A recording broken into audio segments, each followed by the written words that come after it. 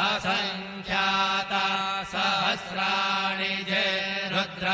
अधिभूम्याम् ते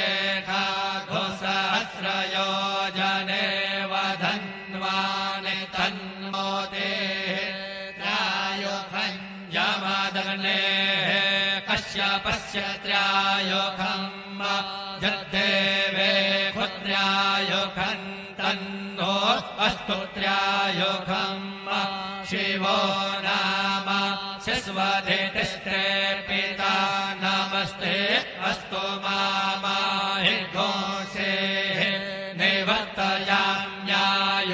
मतस्नाभ्यामीशानम् मन्युना महादेवमन्तः परशुव्येनो ग्रन्देवम् वनिष्ठुना वसिष्ठः नो शिङ्गेने कोश्याभ्याम्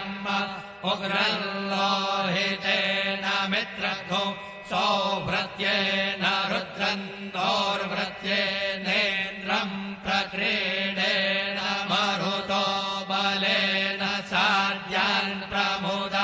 भवस्य कण्ठ्यघो रुद्रस्यान्तः पार्श्वम् महादेवस्य जकृत्सर्वस्य वनिष्ठो पशुपतेः पुरे तते हरिः ॐ वाजस्य मे प्रसवश्च मे प्रयातिश्च मे प्रसेदश्च मे